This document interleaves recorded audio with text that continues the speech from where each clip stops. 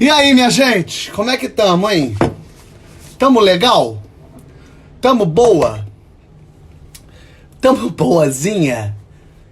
Tava no exercício, consegui arranjar hoje 1 horinha pra fazer exercício, fiz bonito. Porra, sucesso. Hein? Cara, esse paninho, por que toda camiseta não é feita de paninho que limpa óculos? Eu lanço aqui a minha luta. Uma luta tão importante que é a camiseta ser feita do mesmo material. Eu odeio camiseta que não limpa, ela só espalha a sujeira. E aí você tenta limpar teu óculos, aí o embaço vai-se embora. Que ódio. Que ódio. A outra, mesma camisa de ontem. Lógico, eu boto a camisa pra fazer, guardo, vou botar pra lavar. Eu reutilizo. A rainha da Inglaterra lá, a princesa, não usa o mesmo vestido em 2 festas. Eu uso também, menina. Claro que eu uso Foxton maneiríssima, maneira, fazendo até um merchanzinho bonito aqui. Ah, peraí, cara. Tá magro, hein? Você vê, Claudinha? Império Porchat, passa aqui no fã-clube depois, passo. Como é que vocês estão lá, Matheus? Eu fico suando 1 hora depois, é uma vergonha. Hoje é dia de Kim Kataguiri, que tá por aqui já, hein?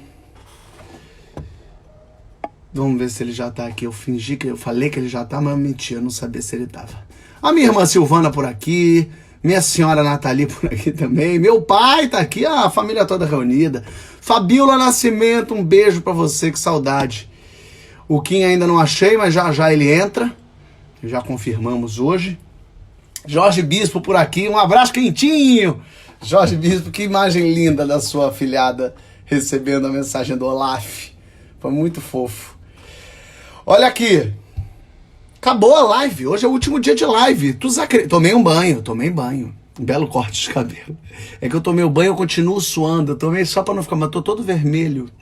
Ah, chato isso, mas o que me perdoa? O que me perdoa? Hoje tem prêmio de humor, 8h30 da noite. Prêmio do humor do Rio e de São Paulo. Vai ser muito divertido. Lá no YouTube, no meu canal do YouTube. Tá a cara da Marília Gabriela. Hoje é o último dia de live. Vou dar uma parada com a live. Vou parar um mesinho e ver o que acontece. Vou dar uma de Jânio.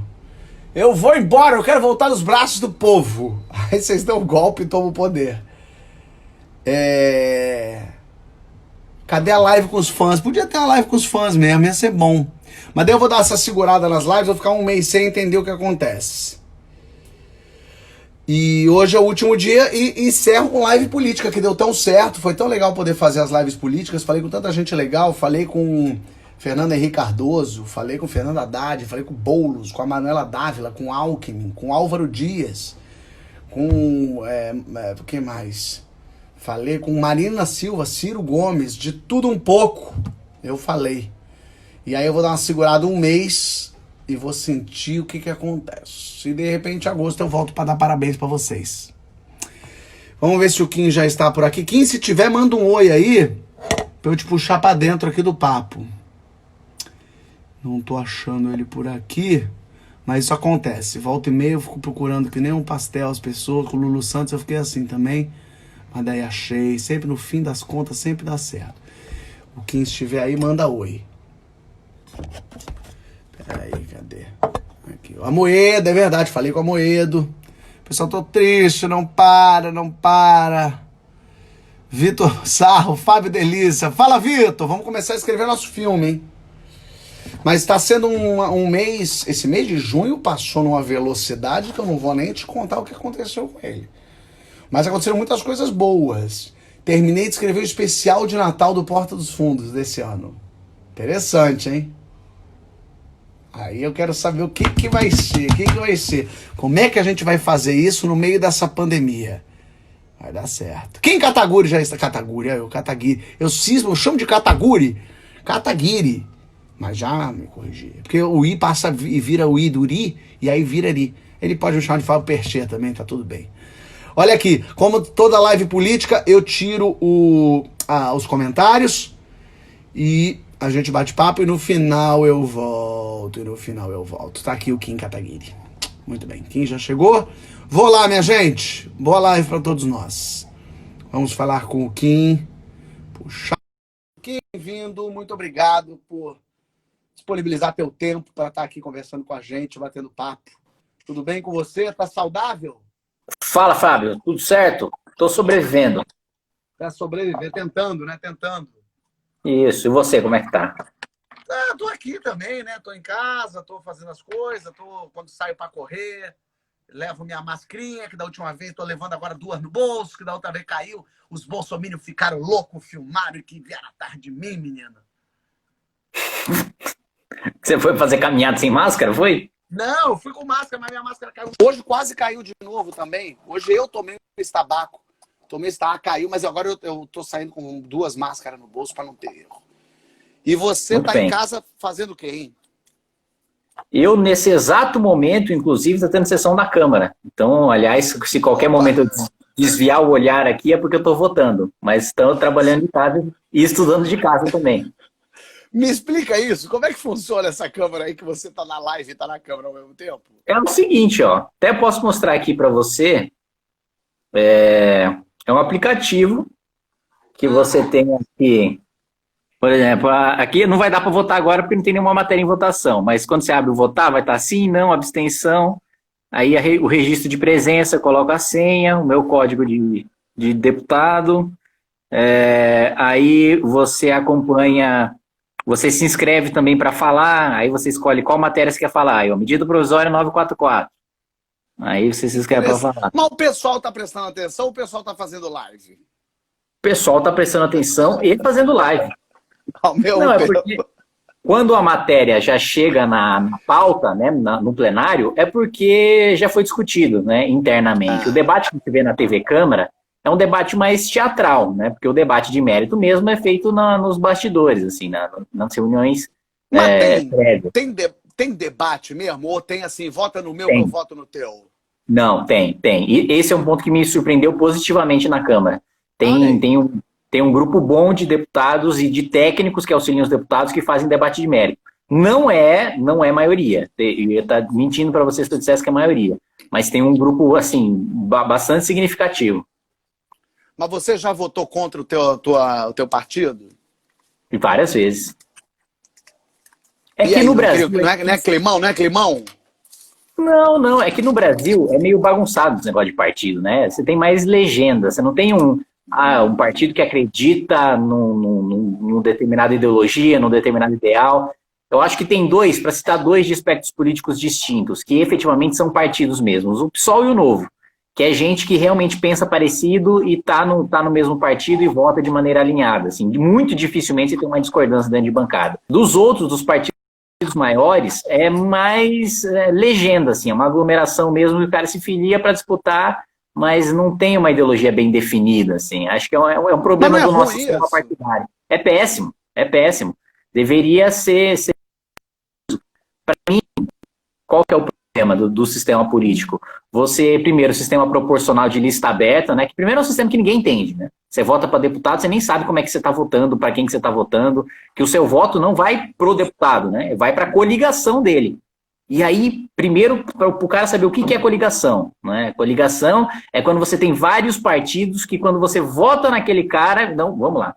Como que é o nosso sistema eleitoral? É bom até para as pessoas entenderem. Não é o mais votado que entra, né? Às vezes a pessoa, você foi mais votado que o outro, você vira deputado. Não é assim.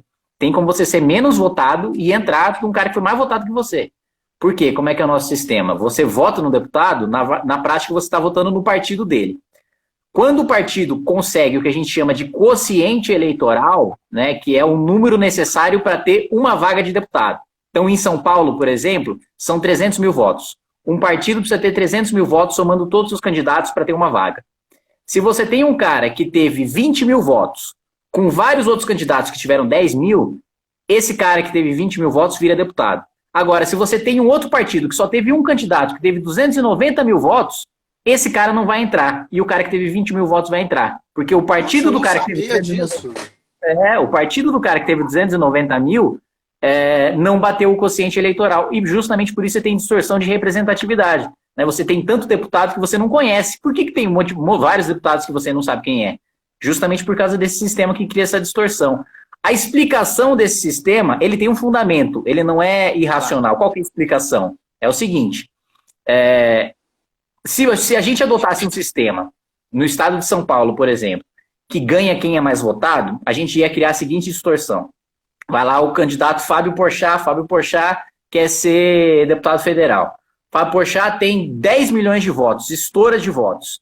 Aí eu disputo a eleição. Eu vou disputar e eu tenho 300 mil votos. Você com 10 milhões de votos vai se eleger. Eu com 300 mil votos vou me eleger também. Só que lá dentro da Câmara, o seu voto vai valer a mesma coisa que o meu. Então, o poder daquelas 10 milhões de pessoas na Câmara dos Deputados seria igual do meu com 300 mil votos. Qual que é a lógica do sistema proporcional? Se o Fábio teve 10 milhões de votos, eu vou distribuir esses votos entre os outros membros do partido dele, para que essas 10 milhões...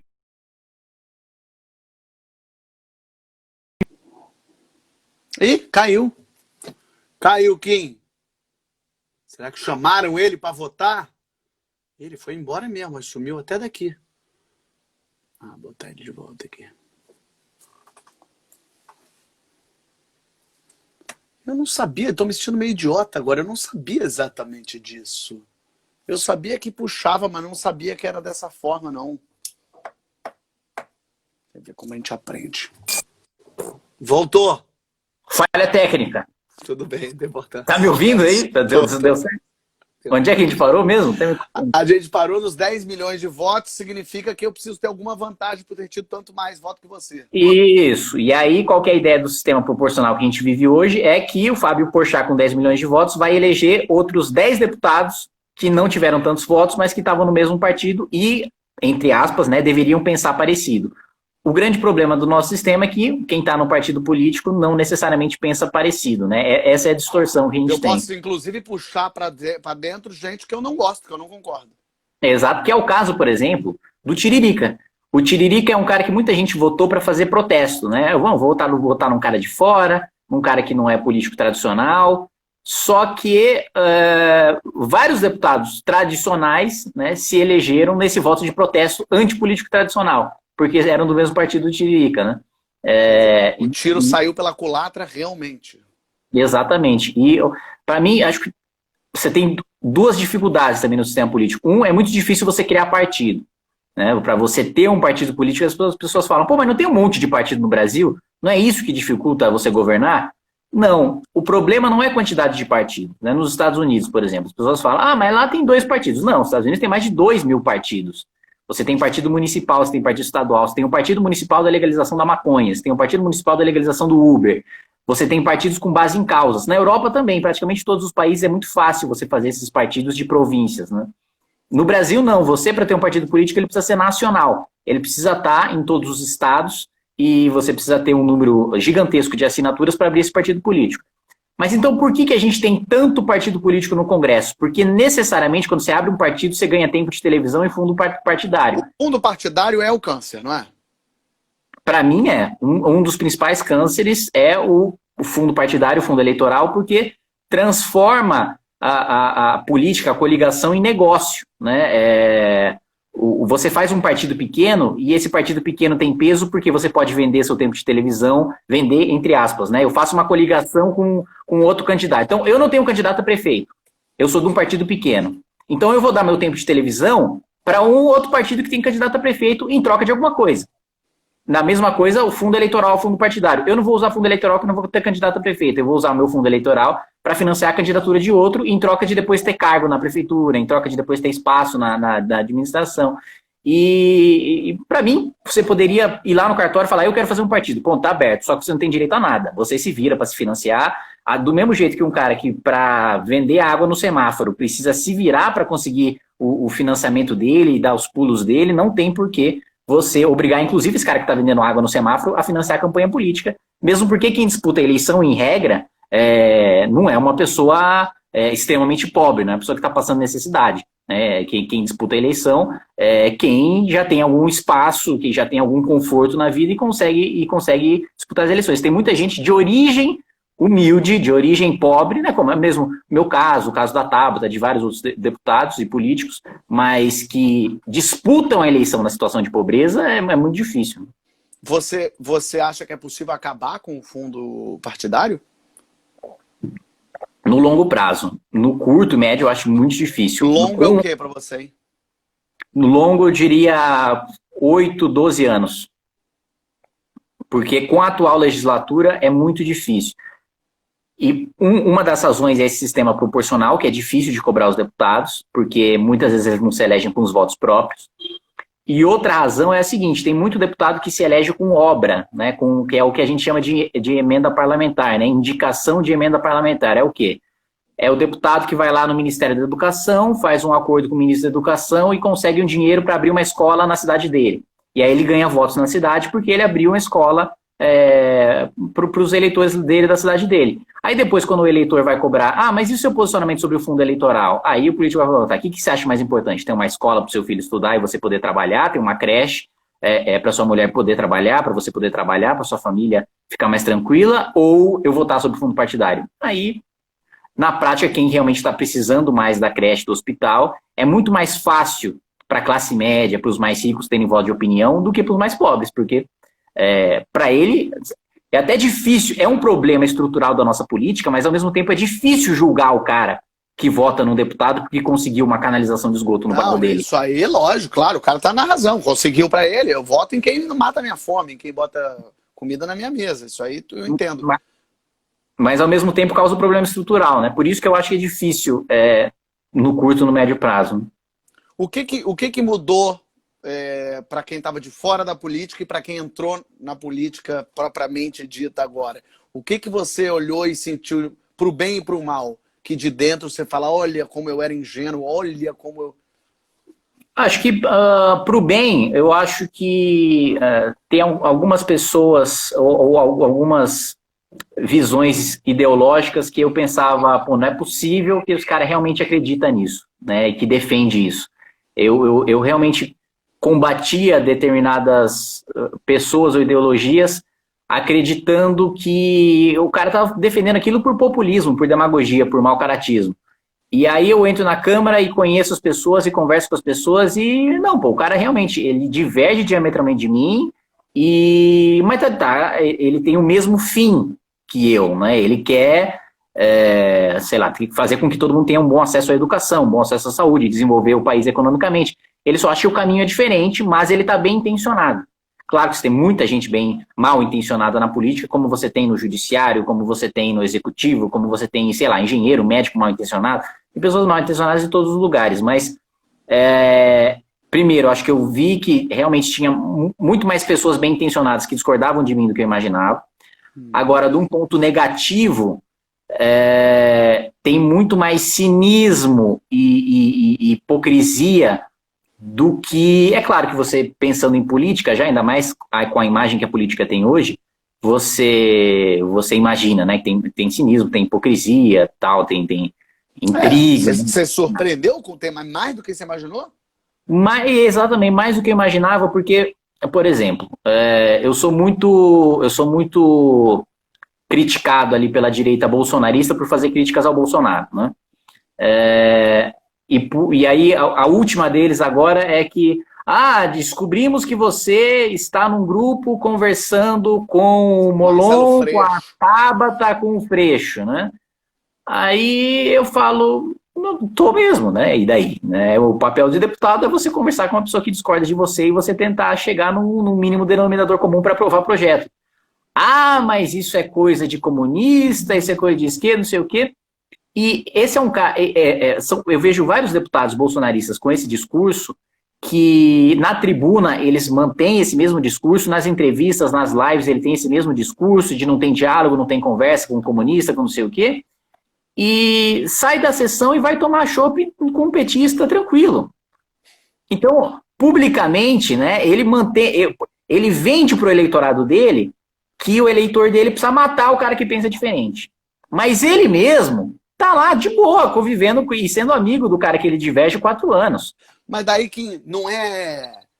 Não vai ter gente que vai te dizer muito bem feito. Quem com ferro fere, com ferro será ferido. Não era você que estava lá...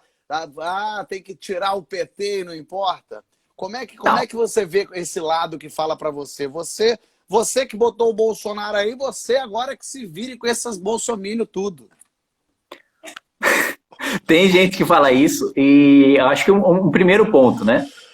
Eu não me arrependo do impeachment e da militância contra o PT. Eu efetivamente acredito que tudo, né, mostrava que você tinha um governo cheio de escândalos de corrupção, um governo que estava afundando o país em desemprego, em inflação, em taxa de juros, enfim, estava voltando a aumentar depois de 10 anos, desigualdade social e miséria no segundo mandato da Dilma. Então acho que a gente estaria muito pior hoje se a gente tivesse a continuidade desse projeto. Mas, ao mesmo tempo, eu reconheço, e até no ano passado, o próprio MBL fez uma carta, né, uma meia-culpa, mostrando que a gente fez parte, sim, dessa superficialização do debate, né? De uma polarização superficial. Porque polarização é normal, você está em polos diferentes e você fazer o debate, etc. Né? Você não tem como você concordar com todo mundo na política que um lugar que não tem polarização, uma polarização saudável, é regime totalitário, que você é obrigado a ter pensamento único. Mas, ao mesmo tempo, eu acho que sim, a gente contribuiu para que a polarização fosse superficial e para que o debate fosse menos profundo e menos de ideias e mais baseado em pessoas do que deveria. Agora, infelizmente, eu não vejo os principais agentes de esquerda fazendo autocrítica também nesse sentido, e os principais veículos de imprensa também, que acho que também contribuíram para o ambiente em que a gente vive hoje, e muitas vezes acabou incutindo, tanto a direita como a esquerda, veículos de comunicação acabavam confundindo você reportar os fatos objetivamente com você defender a sua crença. Não tem problema nenhum o jornalista de opinião política ele defender publicamente a sua opinião política. O problema é ele deixar a opinião dele contaminar a retratação dos fatos. É ele não retratar o fato objetivamente porque ele tem uma visão sobre aquele fato e antes mesmo de dar a opinião dele, ele já está incutindo a opinião enquanto ele está retratando aquele fato, né? Sobre a perspectiva dele, sobre a lente, sobre a visão de mundo dele. Né? Uma coisa é ele falar, foi isso que aconteceu, minha opinião é essa. A outra coisa é ele misturar a opinião com o que aconteceu. Eu acho que isso também falta de O Fernando Rodrigues, que é um jornalista do Poder 360, fez uma autocrítica muito boa, para eu não falar que são todos os veículos que não fizeram nesse sentido. E o senador Cristóvão Buarque, na esquerda, é o cara que mais bate nesse ponto de que faltou um diálogo democrático na esquerda e que a esquerda deixou o Lula sufocar todas as lideranças e todo mundo ficou sob o guarda-chuva do Lula e não deixou nenhum debate democrático interno na esquerda acontecer e deixou o projeto hegemônico do PT ser levado em frente e não conseguiu construir uma alternativa para 2018. Então, acho que o Fernando Rodrigues na imprensa e o Chico Buarque e o Cristóvão Buarque na esquerda fizeram uma boa autocrítica, mas os setores majoritários não. Né? Fale, desculpa, você ia terminar? Fala só, os grandes veículos ou os grandes partidos de esquerda não. O PT fez alguma coisa boa? Fez, no primeiro mandato do Lula. Foi a primeira vez que a gente teve no Banco Central reserva cambial, protegendo a moeda, que é uma coisa que as pessoas levam um pouco a sério, mas para mim o melhor programa social que você teve na história do país, a melhor estruturação para tirar pessoas da pobreza e da miséria, foi o Plano Real, né? Porque era basicamente um momento do país que a gente vivia que só rentista conseguia sobreviver. Né, que só a elite, classe média alta conseguia sobreviver, e o mais pobre estava literalmente desesperado, sem conseguir dormir. Eu não vivi o período, mas pelo que eu estudei do período, era um negócio dramático mesmo, das pessoas não conseguir dormir à noite por não saber o quanto ia sobrar, ia sobreviver do salário no outro dia, e desesperado para sair comprando tudo, o que tirava completamente perspectiva de longo prazo do país, e foi uma coisa que o Lula, posteriormente, até reconheceu, né, a validade do Plano Real e manteve no seu primeiro mandato o TPR macroeconômico. O Bolsa Família é um programa que, inclusive, tem uma origem liberal, que é o Capitalismo e Liberdade, do Milton Friedman, que é um economista da Escola de Chicago, prêmio Nobel. Criou a ideia de imposto de renda negativa ou de renda mínima, que nada mais é que um Bolsa Família, né, na prática, justamente com essa ideia, né? Qual que é a ideia do liberalismo de combate à pobreza da Escola de Chicago? É o seguinte, qual que é o principal problema do pobre? O principal problema do pobre é não ter dinheiro. Se o principal problema do pobre é não ter dinheiro, qual que é a solução mais eficaz para combater esse problema? Dar dinheiro. não fazer um programa de incentivo, de subsídio, ou de infraestrutura, ou de obra pública para geração de emprego, porque isso envolve burocracia, isso envolve, muitas vezes, vários agentes públicos passando por aquele dinheiro e aumentando a chance de corrupção, isso aumenta a burocracia. É muito mais simples eu dar o dinheiro para que o pobre faça o que bem entender com esse dinheiro, porque o indivíduo faça o que bem entender com esse dinheiro, que seja prioridade na vida dele, do que eu, governo, eu, burocrata estatal, definir, por exemplo, qual que é o contrário do Bolsa Família, que foi um programa do governo Lula que fracassou, não Bolsa Família, o Fome Zero. Porque o Fome Zero era eu, governo, vou lá, produzir os alimentos, vou pegar o caminhão, vou levar na casa do cara, descobrir qual que é o horário que ele está na casa dele, deixar o alimento lá para que ele possa comer. Falhou porque é uma logística infernal, porque você tem um cadastro gigantesco, porque você tem a dificuldade de acessar lugares que não têm regularização fundiária, endereços que formalmente não existem, mas estão lá na prática porque são ocupações irregulares. Quando você pode muito mais facilmente dar o dinheiro para o cara gastar como ele bem entender, como ele achar que é melhor para a vida dele, né? Então, você teve isso, você teve também uma estruturação importante a primeira coisa que o Lula fez, aliás, quando chegou ao poder, foi uma coisa importante, foi uma reforma previdenciária, principalmente voltada nos servidores públicos, que, aliás, foi o que criou o PSOL, né?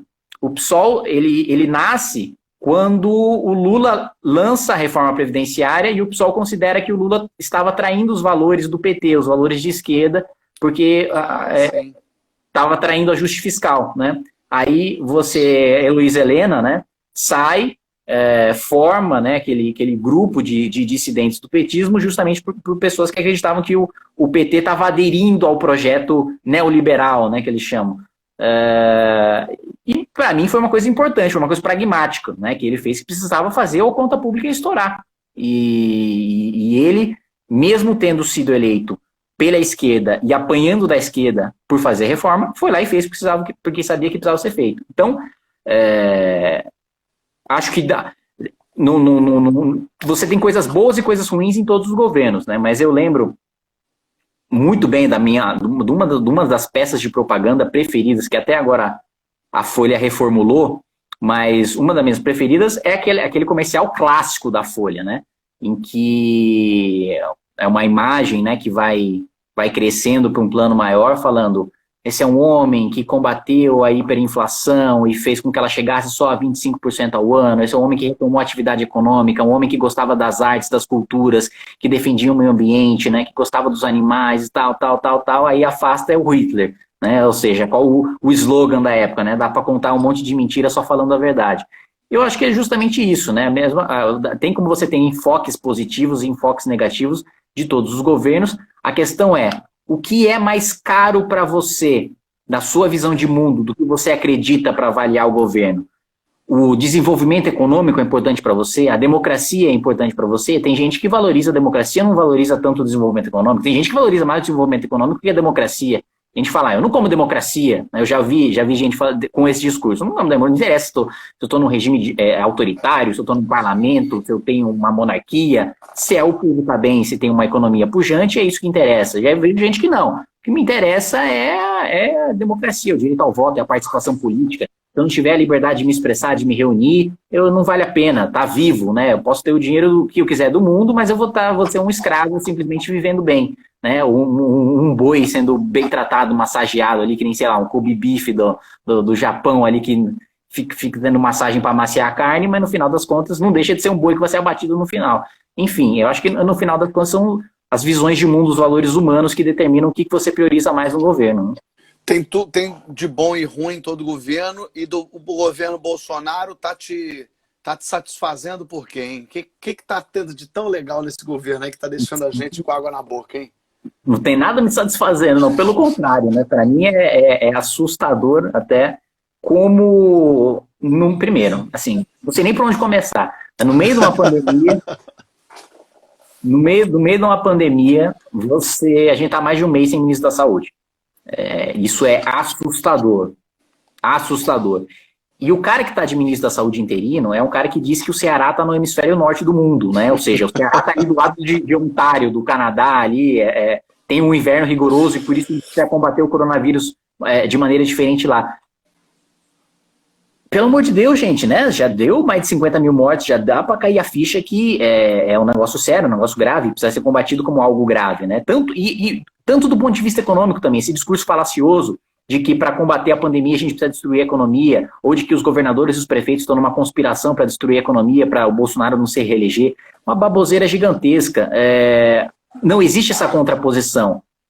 O próprio ideário liberal que deveria, né, foi defendido em campanha pelo Bolsonaro, ele como deputado nunca foi liberal, mas na campanha presidencial defendeu o ideário liberal economicamente para se eleger, coloca o seguinte: quanto antes você toma medidas de lockdown mesmo, de proibir gente de sair de casa, a não ser para funções essenciais, quanto mais rigoroso for o isolamento mesmo, não o distanciamento social, o isolamento social, e quanto mais tempo ficar, mais rapidamente a pandemia é combatida e mais rapidamente você pode voltar para as atividades econômicas e retomar a economia do país.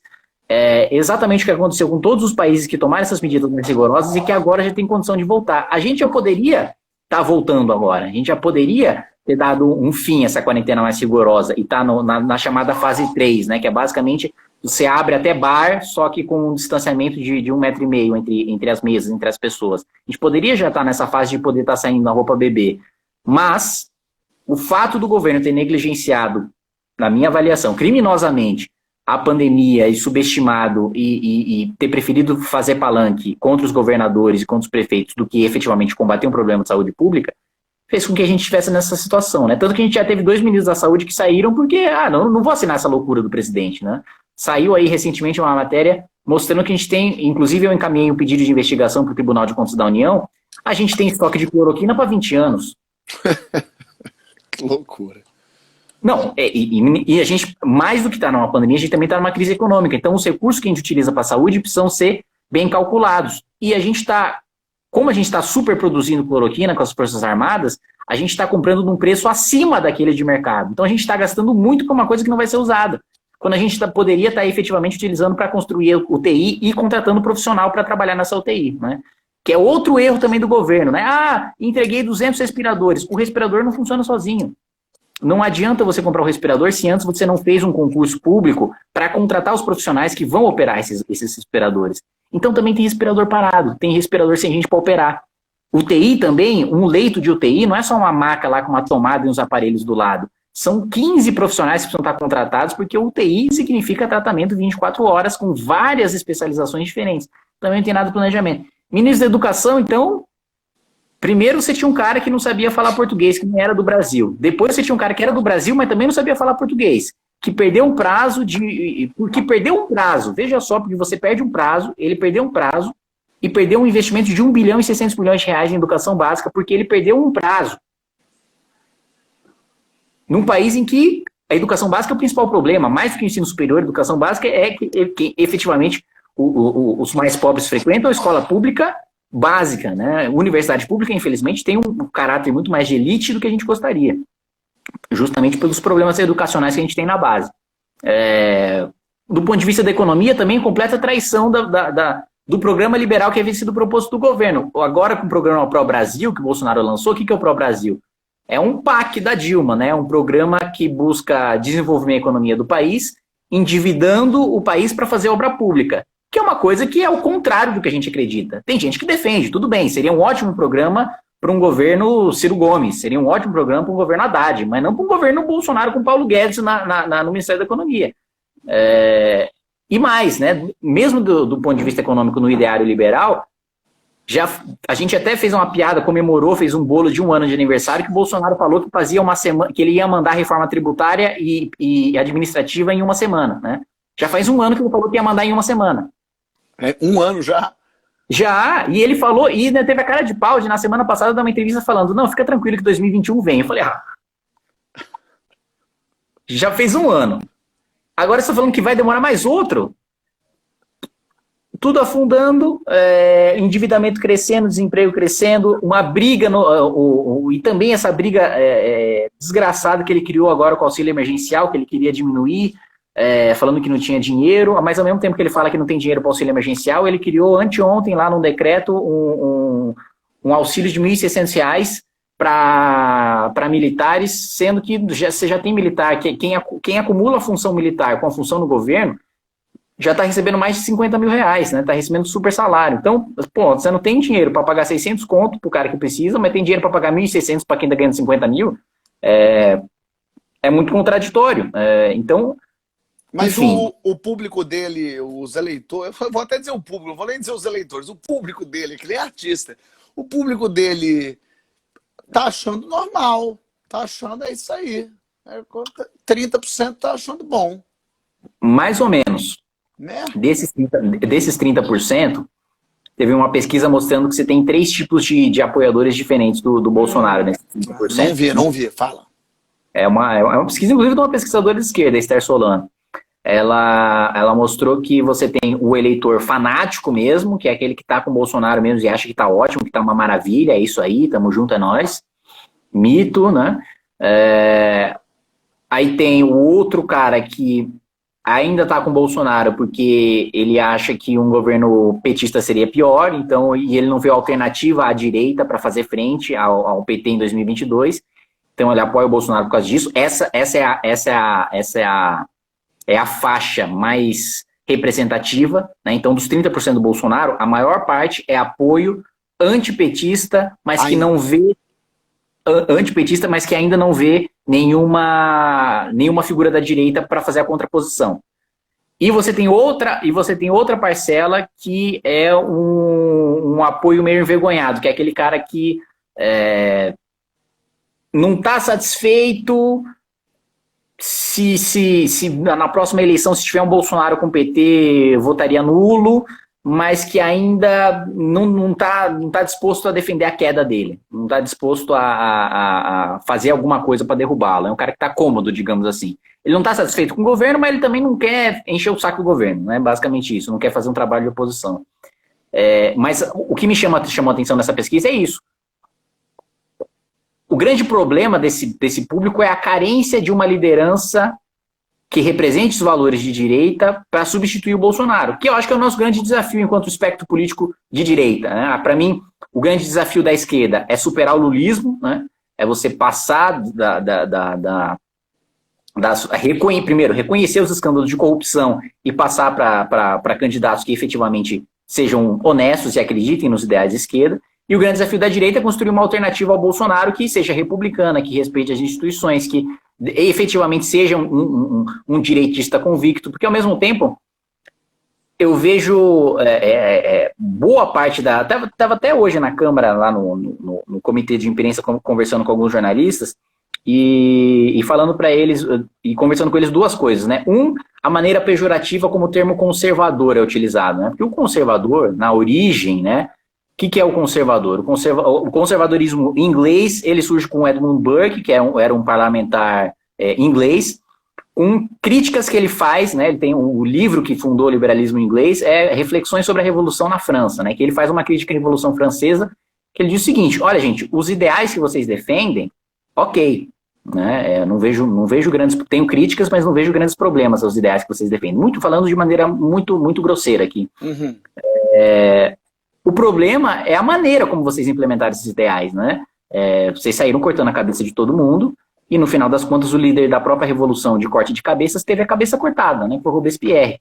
E depois de cortar a cabeça de todo mundo, vocês ainda...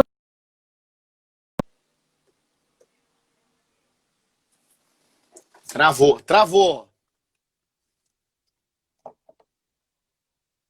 Lá se foi o Kim.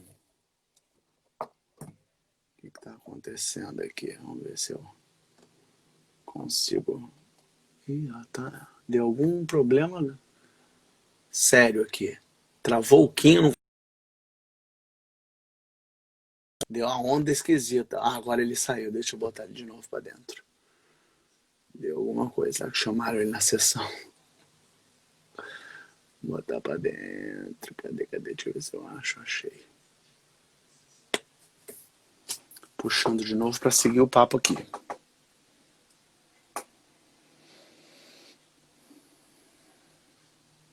E ó. Tá dando ruim. O meu cabelo secou, tô parecendo criado por vó. Agora que eu vi. Deixa eu... Será que deve ter dado algum problema lá na conexão dele? Mas a gente vai botar ele pra dentro. Segura aí que a gente vai botar. Tamo aí, tamo firme aí, todo mundo? Ainda tem mais um tempinho aqui, ainda tem umas perguntas pra fazer aqui. Deixa eu ver se ele tá por aqui. Ó, tá aqui ele. Vou chamar de novo, Kim. Vamos ver. Puxei. Deve ter dado uma onda, uma falha qualquer. Pronto, está de volta. E ressuscitamos. Ressuscitamos. Você estava falando da cabeça cortada de Robespierre. Isso. E depois da Revolução, com um monte de gente com cabeça cortada, você não teve o regime igualitário e democrático que a Revolução esperava, porque logo depois veio Napoleão, né, que foi um ditador também. Então, qual que é a lição número 1 do conservadorismo? Né? Toda mudança que você vai fazer tem que ser uma mudança gradual, tem que ser uma mudança por meio das instituições, tem que ser uma mudança que vá de baixo para cima, que primeiro contamine de maneira positiva a sociedade, para depois você passar para cima. Não adianta você, vou resolver o problema, tem um governante injusto, vou resolver um problema de cima para baixo, cortando a cabeça desse governante injusto. Não adianta você fazer isso se você não, de baixo para cima, com a população querendo, fazendo uma pressão pacífica, fazendo uma pressão, não dá para chamar democrática, que na época ele não falava em democracia, mas fazendo uma pressão institucional mesmo, por meio dos mecanismos que você tem à disposição na época, é muito melhor, e tem uma analogia famosa também, vinculada a ele, que é o seguinte, né, o conservadorismo tem você tem uma casa que está toda podre lá, está caindo aos pedaços, aí você abre a porta, está rangendo, tem umas baratas, tem umas aranhas, né? O que você faz? Você põe fogo na casa e faz uma casa nova? Não, esse aí é o revolucionário, é o contrário do conservador. O conservador, ele conserta a casa, ele vai lá, faz uma faxina, ele coloca um telhado novo, ele vai fazendo negócio aos poucos, porque primeiro, ele quer ter onde morar enquanto ele faz a casa nova, e segundo, ele tem medo de, se ele destruir aquela casa antiga, ele cometer os mesmos erros estruturais na nova casa que ele tinha naquela casa antiga dele. Ele tem os mesmos defeitos porque ele perdeu a memória daquela casa antiga dele. Essa é a essência do conservadorismo. E essa essência do Bolsonaro não tem nada, né? Aliás, o Bolsonaro sequer conhece essa essência, né? Nunca tocou num livro de Burke ou de nada do tipo. Você já teve com o Bolsonaro para um papo, para um bate-papo, uma conversa boa? Um bate-papo, não. Já tive com ele pessoalmente, algumas falas, assim, mas nunca sentar e conversar, não. Nunca teve. Eu tinha essa curiosidade, sabia? A primeira hora. Tem uma curiosidade, que a primeira vez que eu encontrei ele foi... A gente fez uma caminhada de São Paulo para Brasília a pé, que aliás foi foi uma aventura, né? Vou falar nisso? Não! A gente foi a pé de São Paulo para Brasília, 33 dias, mais de 1.000 quilômetros, protocolar o pedido de impeachment da Dilma. Olha só! A gente foi engraçado até, fazendo um parênteses aí sobre essa caminhada que a gente fez, que a gente ia parar, primeiro que a gente ficava ouvindo dica de quem fez aquele caminho de Santiago, de quem fazia Romaria, para saber, e aí, como é que anda, como é que sobrevive, né, andando 35, 40 quilômetros por dia. Aí tem umas dicas boas de usar 2 meias, não comprar tênis novo, usar o tênis surrado, usar calça de moletom, não andar de cueca para não ficar assado, coloca isso, tudo a gente fez, né? Inclusive quando eu protocolei o pedido de impeachment lá com aquela foto com o Eduardo Cunha, você viu? Sim. Essa foto foi no dia que a gente chegou em Brasília. Ah, mentira! Olha aí! No dia que eu tava lá de moletom sem cueca protocolando pedido de impeachment.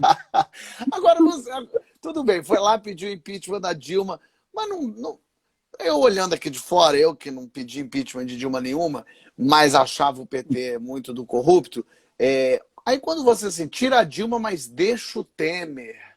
Não, tira a Dilma por pedalada. Não, todo mundo já deu, eu sei, mas é porque o conjunto da obra... Ontem eu estava conversando com o Álvaro Dias, ele falou, não, tecnicamente talvez nem fosse para tirar, mas é que o conjunto da obra... Não é esquisito? Não dá pode uma coisa dessa, assim? Como o Lula roubou muito, então tira esse PT todo. E aí deixa o Temer, a chapa não caça, aí continua o Temer que tem... que se o PT é corrupto, o Temer vem desde Porto de Santos, em 82, lá quando ainda tinha TV Excelsior. Não esse impeachment não foi esquisito, não? Não, olha, eu pessoalmente, inclusive eu comecei a estudar direito por causa do impeachment, né? Eu tomei gosto por causa da Lei 1079, que é a lei do impeachment, a lei de crime de responsabilidade, né? E eu me aprofundei muito nisso porque foi o que me interessou. Eu gosto mesmo de estudar direito e tal, uma coisa que eu gosto, inclusive, enfim, sou estudante hoje por causa disso, de direito, por causa do processo de impeachment que me interessou. E o primeiro ponto que você colocou, né, que foi uma coisa muito repetida. Ah, mas todo mundo fez pedalada. Não, é mentira. Só a Dilma fez pedalada fiscal. Isso foi o relatório do Tribunal de Contas da União, à época, inclusive eu estava presente lá no julgamento, que mostrou. E o que é a pedalada, né? Esse também é outro ponto. Né? O que diabo é isso aí? Porque pedalada fiscal, você dá uma pedalada, né? Você pensa, pedalada é um negócio, né, maroto, moleque ali que você faz, não é um crime. Né? Deu uma pedalada. Não fiz nada, não matei ninguém, não roubei ninguém, né? Mas não é bem assim. Na prática, é roubar alguém fazer uma pedalada, porque você está tirando dinheiro de banco público, tirando dinheiro de banco privado, para pagar despesas que você fez com dinheiro de imposto. Então você está você está assaltando o dinheiro que as pessoas colocaram, pagaram de imposto, né? Esse dinheiro foi repassado para esses bancos públicos e para esses bancos privados, e esses bancos, sem você colocar na contabilidade, foram utilizados para pagar dívidas que você fez. Então, na época da Dilma, a principal dívida que ela tinha feito era do Plano Safra, era de subsídio para atividade rural. Não tem problema nenhum pagar o Plano Safra, não tem problema nenhum tirar dinheiro do Tesouro. O problema é você desviar esse dinheiro de banco público e de banco privado, sem fazer essa contabilidade no Tesouro, e passar bilhões de reais sem que o pagador de impostos tenha sequer o direito de saber para onde é que esse dinheiro foi, ou mesmo que esse dinheiro foi, porque ela não declarou movimentação nenhuma.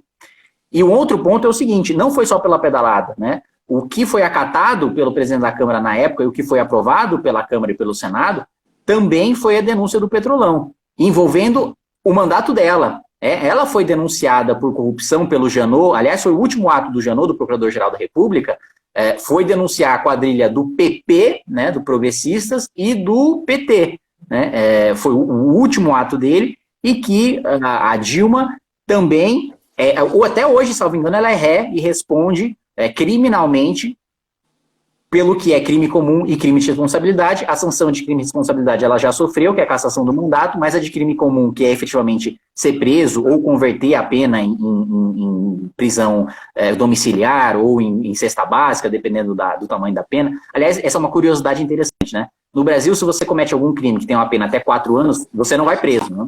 Como é que é? Peraí, você falou uma curiosidade interessante e travou. Fala de novo, por favor. Curiosidade interessante, no Brasil, você comete um crime de pena até 4 anos, você não vai preso. Sim.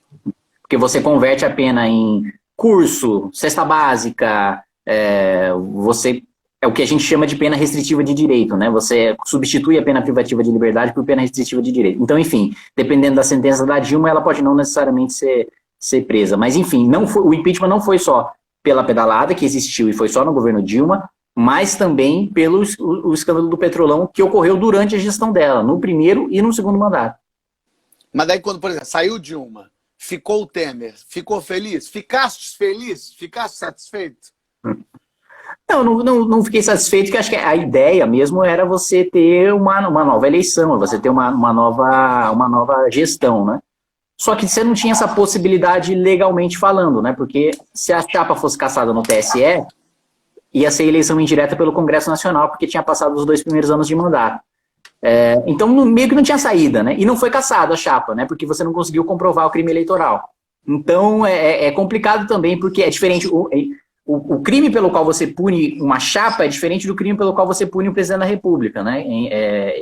Tem esse milindre jurídico que, para você caçar a chapa e ter uma nova eleição, você precisa provar que na eleição você teve um cometimento de crime que levou aquela eleição a ser fraudada e aquele resultado. Então, você teve um caixa 2 de R$1 bilhão. É um negócio absurdo. Você caça a chapa e tem nova eleição. Agora, se você não consegue provar, ou se você prova uma irregularidade muito pequena para anular uma eleição presidencial, que precisa ser grande essa irregularidade, aí não tem como, que é diferente do processo de impeachment. Quando você olha o que aconteceu em 2018, né, o antipetismo e fake news pra caceta, inclusive isso sendo julgado agora, podendo até caçar chapa e tal, te assusta o que vem pela frente, assim, o que vai ser 2022? Para onde estamos caminhando para essa eleição? Você acha que esse antipetismo, bolsonarismo, que o próprio Bolsonaro incentiva, porque ele só vive no caos, né? No caos, como ele é uma pessoa incompetente, ele só consegue viver quando está todo mundo em briga. Você acha que vai haver um Luciano Huck que vai ressurgir das cinzas, um Dória que vai sair do buraco, vai ter finalmente o Ciro com seu cetro, vem... Você acha que essas figuras conseguem ter força? Eu sei que é cedo falar e tudo muda tanto o tempo todo, a gente está no meio de uma pandemia. Mas você sente que vai acalmar um pouco esse ânimo antipetismo, bolsonarismo? Ah, não sei se acalma. Não sei se acalma porque a gente ainda tem meses difíceis pela frente, né? Tudo indica, pelo menos na minha avaliação pessoal, né, que a gente está aí para viver um processo de cassação, um processo de impeachment, né? E aí acirra os ânimos políticos de novo, porque você vai acirrar, do mesmo jeito que na época do PT você acirrava quem era pró-PT, quem era contra o PT, agora você vai acirrar quem é anti-Bolsonaro e quem é Bolsonaro. Você vai ter uma polarização pro lado de lá e que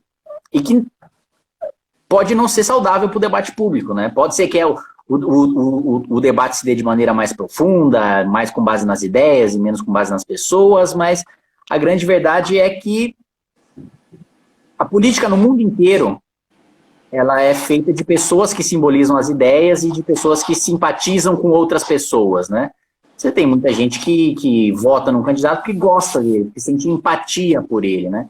Por isso que você tem tanta gente que apoia tanto o Lula como o Bolsonaro, independentemente do que eles fazem, né? Porque são pessoas que simpatizam com a pessoa do Lula, com a pessoa do Bolsonaro. E ambos são muito carismáticos. A gente pode fazer a crítica que a gente quiser para os dois, mas ambos são muito carismáticos, né? Você tem gente que ama, você tem gente que odeia, mas são personalidades fortes que despertam paixões nas pessoas, seja uma paixão para matar, seja uma paixão para ser presidente e ser imperador para sempre do meu coração.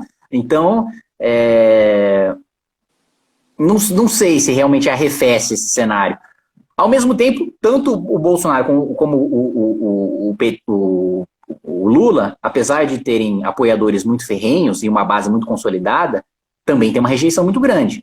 Então pode ser que alguém de fora desse campo aproveite, né, que numa eleição majoritária, diferente de uma eleição para deputado, de uma eleição para vereador, importa quantas pessoas não desgostam de você, né? Quantas pessoas podem até não gostar de você, mas que votariam em você, mesmo não acreditando em tudo que você defende, né? Isso que conta numa eleição majoritária, que quanto menor o índice de rejeição, maior a chance de você vencer. Então pode ser que alguém faça uso disso, um Luciano Huck faça uso disso, um Amoedo faça uso disso, um Sérgio Moro faça uso disso. Você acha que o Sérgio Moro vem, eu acho que vem. Eu acho que a participação dele no debate público indica que ele vem. Não haveria razão dele permanecer ativo. Se ele quisesse mesmo, vou relaxar, vou dançar hula-hula no Havaí e não quero saber de política. Ele não estava participando do debate público como ele está, se ele não quisesse disputar a eleição. Você acha que ele errou em aceitar ser ministro do Bolsonaro? Errou. Eu apoiei, inclusive, que ele fosse, mas, sem dúvida, foi um erro. Acho que foi precipitado acreditar que o Bolsonaro daria carta branca para ele trabalhar. Você, inclusive, acha que você errou nisso? Você também foi ingênuo nisso? Eu errei ao apoiá-lo a ir, né? Mas ele tinha certeza que ele ia para o STF, né? Sim. Ali é que ele tomou a sambitolada, né? Mas tem outro ponto também, né? Se ele... Nisso eu acho que foi um ponto positivo dele. Se ele se sujeitasse, né, a tudo que o Bolsonaro mandasse ele fazer, sem pudor nenhum, era só ele se segurar, ficar quieto, que ele tinha a vaga dele lá. Isso também não tinha dúvida, né? Se ele ficasse lá, né, lambendo bota do Bolsonaro, mas ele escolheu abrir mão da vaga, abrir mão do ministério para falar, tá errado e eu tô caindo fora. Nisso eu acho que é admirável. Por que esse governo se cerca de tanta gente imbecil? Acho que é um governo baseado em teorias conspiratórias e um discurso polarizador e oportunista, né? Então você tem pessoas que utilizam esse discurso por puro oportunismo para se eleger, para ganhar dinheiro, para ganhar like, para ganhar patrocínio do governo, para ganhar voto. E você tem efetivamente os malucos mesmo, que acreditam que o Bolsonaro é uma esperança de renovar, revolucionar a alta cultura do Brasil e de se tornar uma grande liderança da direita mundial contra o plano de globalismo e de dominação mundial. Enfim, acho que são os iguais se atraindo, né? É a turma dele se atraindo para ele, né? A partir do momento que você... Primeiro que, assim, tem um primeiro ponto. Política já é um para-raio de maluco, né? Eu mesmo, assim, não atesto para você que eu estou em pleno controle das minhas faculdades mentais. Nem nenhum político deve estar. Mas, porque é realmente meio um negócio de louco. Mas, especialmente no bolsonarismo, é muita conspiração, é muito... Demais. É demais, é demais. Você acha que você estando lá dentro, eu quero uma opinião de quem está de dentro, você tem de todos os seus colegas, você diria que a maioria é boa? Não. Não. Não diria. Não diria. Uma percepção que as pessoas têm, né, e que eu discordo, estando dentro. A maioria não é corrupta, a maioria não rouba dinheiro, né? Mas você tem uma maioria que o mandato é um fim em si mesmo. Que o objetivo do cara com esse mandato é se eleger pro próximo. E para mim a Câmara é majoritariamente formada por pessoas que têm esse pensamento. E boa parte eleito pelo que a gente chama de centrão, que é o cara que não necessariamente é corrupto, tem muito corrupto no centrão, tem, mas não necessariamente o cara que está no centrão é corrupto. Ele é um cara que depende de ter uma boa relação com o governo para ter dinheiro para irrigar suas bases. É aquele cara que eu falei no início da nossa conversa, que se elege inaugurando creche e quadra de tênis, de futebol, né, no bairro dele. E isso prejudica o debate de ideias, porque aí fica uma questão de eu tô contra ou eu tô a favor do governo, tô a favor porque eu tenho dinheiro do governo, tô contra porque eu não tenho dinheiro do governo. E isso apequena muito o debate, né? E essa é uma das razões pelas quais também que a gente tem um presidencialismo com um poder tão grande no presidente, né? Às vezes fala, mas não estão deixando o Bolsonaro governar, mas o Supremo impediu que ele fizesse qualquer medida contra a pandemia. Mentira! O Supremo só reconheceu o que já está na nossa Constituição, que é a competência de saúde pública, né? Primeira coisa, o que é competência, né? Uma pessoa que tem competência, uma pessoa preparada. Não, quando a gente fala competência, é o poder de agir em determinada área, né?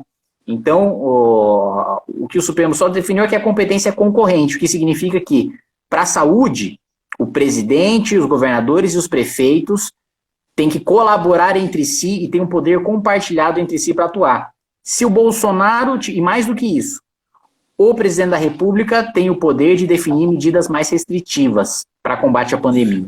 Então, se o Bolsonaro decretasse lockdown, nenhum prefeito e nenhum governador poderia descumprir. O que os prefeitos e os governadores podem fazer é tomar medidas mais restritivas do que aquelas determinadas pelo governo federal. Que no nosso caso, como é um governo bizarríssimo, é qualquer medida. É qualquer medida. É qualquer coisa. Se você exigir que o cara, sei lá, em vez de cumprimentar com oi, faça, né, por paz e prosperidade, a vida longa e próspera já é mais restritivo. E outro ponto, todos os projetos que o governo mandou para o Congresso sobre pandemia foram aprovados. E mais do que isso, os principais projetos sobre pandemia que foram aprovados vieram da Câmara, como o próprio auxílio emergencial, né, que o Bolsonaro agora ele teve um aumento ali, saiu numa pesquisa do Poder 360, mostrando que ele teve um aumento de 11% a 12% de popularidade na camada de quem não recebe nenhum salário mínimo, né, ou até um salário mínimo. Que é o que ele fala na live, né? Fui eu que mandei, eu botei aí R$600, estou olhando para vocês, né? O Paulo Guedes agora discursando, encontramos 40 milhões de pessoas que eram invisíveis. Porra, invisível para você, né? Enfim, e você tem esse discurso maluco, né? Maníaco. Eu nem sei nem porque a gente chegou nesse assunto, mas ele tem esse discurso maníaco de que está sendo perseguido, né? É muito doido. Olha aqui, Kim, quero te agradecer muito. Obrigado pelo teu tempo, obrigado por estar aqui batendo papo, conversando. Tem muita gente ouvindo, te ouvindo pela primeira vez, gente que já te conhece, que já é muito que é eleitor, ferrenho, e sempre que eu converso com políticos aqui, eu termino fazendo as perguntas que eu faço no Que História é Essa, Porchat, para saber um pouco mais da história da pessoa. Queria fazer com você também. Queria saber qual é a primeira lembrança que você tem da sua vida. Nossa, que profunda essa pergunta. A primeira lembrança que eu tenho da minha vida.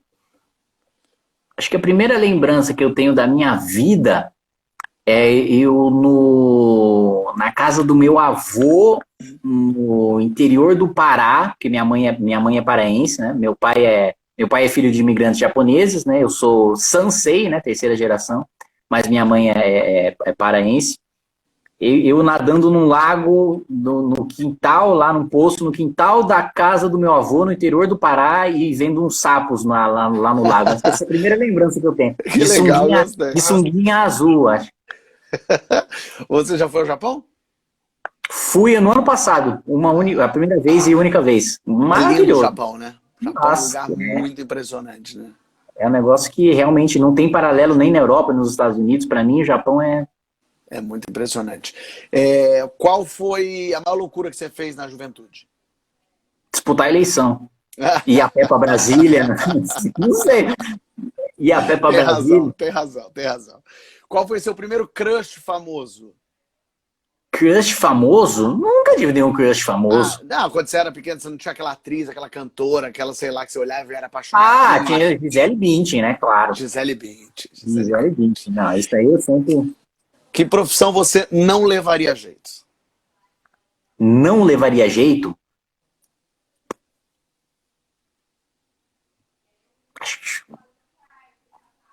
Por que profissão eu não levaria jeito? Olha, uma coisa que eu gostaria muito de fazer, mas que eu tenho uma dificuldade gigantesca, é dançar. Então, com certeza, seria um péssimo dançarino. Eu tô com você também. Eu tenho certeza disso. Japonês é um bicho duro. É verdade. O japonês não é, né, não é muito... Não tem um gingado, não tem um gingado. Mas tem escolas de samba japonesas famosas. Olha aqui, qual momento histórico você gostaria de ter presenciado? Do Big Bang até hoje, pode escolher qualquer um, que você não tivesse nem vivo, algum que... Pô, do Big Bang, aí eu queria ver o Big Bang, né? Agora que eu te induzia isso, né? Do Big Bang até... Mas vamos lá, tirando o Big Bang... não, acho que a Segunda Guerra Mundial, a reunião do Churchill com Stalin. Boa, interessante isso mesmo, hein? Pô, imagina. Foi uma reunião, uma aliança conservadora e comunista contra os nazistas. É bom, você vê o que a guerra não faz. Imagina também outros pontos. Eu vejo, às vezes as pessoas acham que a relação entre os políticos é muito institucional, não sei o quê, coisa séria, chefe de Estado. Mas sei lá, eu imagino se o Churchill apertou a bunda do Stalin, fez uma piada. É um negócio assim, político é muito mais informal do que as pessoas imaginam, né? Se você pudesse ser uma pessoa por um dia, hoje, que estivesse viva, quem você gostaria de ser por um dia? Quem eu gostaria de ser por um dia? Que difícil.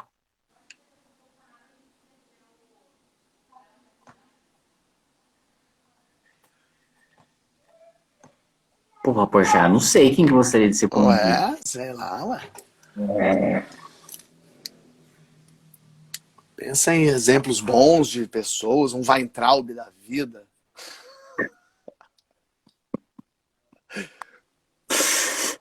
Quem eu gostaria de ser por um dia, eu gostaria de ser por um dia, eu gostaria Não precisa ser político, pode ser um ator, um cantor, um jogador de futebol, sei lá. Ou político mesmo. Eu gostaria de ser o Dendi. Dendi é um jogador profissional de Dota. Gostaria de ser por um dia, que você também não sabe o que é Dota. Não. Que isso? É um jogo de computador. É um jogo de... Voltou, é um jogo de computador? Um jogo de computador. Um dos mais jogados do mundo é Dota. Eu não jogo jogos assim, então eu não faço ideia. Qualquer dia a gente joga um Dotinha junto. Me ajuda, me ajuda. E aí o mundo vai acabar e você pode escolher como você quer que ele acabe. Como o mundo vai acabar? Não é como você acha que ele vai acabar, veja bem. É como você quer que ele acabe. Você pode escolher. Ah, tem um colapso no espaço-tempo aí paralisa tudo. Porque aí ninguém sente dor, Bom, né? Não tem, sem e a sofrimento. gente fica aqui para quando vier um alienígena ver a gente como tá. Não tem também uma grande expectativa, um sofrimento por antecipação. É assim, parou. Eclodiu o espaço-tempo, tá lá. Tá bom. Gostei, profundo. E na sua lápide, o que você gostaria que tivesse escrito? O que eu gostaria que tivesse escrito? Ah, sei lá, sejam felizes, façam festa. Eu gostaria que no meu funeral tivesse uma festa. Uma festança. Porque fica a galera chorando. Sejam felizes, façam festa. Isso, imagina, acabei de morrer, já tô na merda, ainda vou ver, sei lá, meus filhos chorando, não pede, né? Então, melhor os caras fazer uma festa. É isso, tá bom. Kim, obrigado de verdade mais uma vez pela tua participação aqui. Até a próxima. Eu que agradeço. Muito obrigado e um abraço. Valeu, Kim Kataguiri, muito obrigado, muito bom. Mais uma conversa política, mais uma pessoa falando, dialogando e conversando sobre tudo que tá aí. Isso aí, tudo que tá aí. Gostaram? O que vocês acharam, hein? Me fala aí. Meninada boa. Lembrando que hoje tem Que História é Essa? Porchat, 10h30 da noite no GNT. Para vocês assistirem, Isabela, minha mãe, gostou. Falou, adorei. Olha aí. Carlos diz, que monstro. Pessoal do Quiz Saber tá aqui dizendo coisa boa também. Ó, se você não segue o Quiz Saber, segue aí para jogar jogos que é divertido. Giovana já diz reducionista. Chamar crítica. Chamo Igor Guimarães, quero chamá-lo mesmo. Kim se rebaixou falando com você, diz Juarez. Juarez ficou chateado pelo Kim ter aberto diálogo comigo. Não gosto dele, mas foi ótima live. Interessante, olha aí, ó. Pessoa, que será da minha vida sem as suas lives? Vai dar tudo certo. Eu tenho 400 outras lives acontecendo ao mesmo tempo. Gente falando, adorei escutar. Cara inteligente. Tem gente falando que super sensato. Outro sabe nada. Eu gostei disso. É bom que cada um vai num lugar. Sem fundamento nenhum esse rapaz. Outro já para comunista. Tudo um pouco. Tá vendo? O pessoal muito doido, cada um acha uma coisa. Mas gostei, assim que é bom. Ele foi um dos responsáveis pela politização política. Deve ser a coisa de politização no sentido... Entendi, tá bom. Chama o Moro, já chamei o Moro. O Moro até tinha dado ok, tem que ver o dia que ele vai poder. Minha gente, quero agradecer a todos vocês que acompanharam, quero agradecer a todo mundo que fez a live aqui, que topou, que participou, não só o Kim hoje, mas todo mundo que se propôs a vir aqui conversar, dialogar, bater papo. Eu saio muito mais rico, preenchido por conta disso. Foi ótimo. Obrigado, de verdade. Lembrando que toda segunda tem papo de segunda, 10h30 da noite no GNT. Que História é Essa? Porchat toda terça-feira, 10h30 da noite. Baixe o aplicativo do Porta dos Fundos, é de graça no celular de vocês. Vocês podem assistir os vídeos do Porta, a gente avisa quando tem vídeo novo. Sigam o Porta dos Fundos aqui, me sigam aqui também, sigam os Porta Tudo, que é bom para vocês. Ó, eu vou desativar meu alarme das 7. Cíntia, obrigado. Mas eu volto, eu apareço com umas lives surpresa de vez em quando para todo mundo. Tá bom? Um beijo para todo mundo. Fiquem bem. Evitem aglomeração. Usem máscara. Saiam de casa com mais de uma máscara. Álcool gel.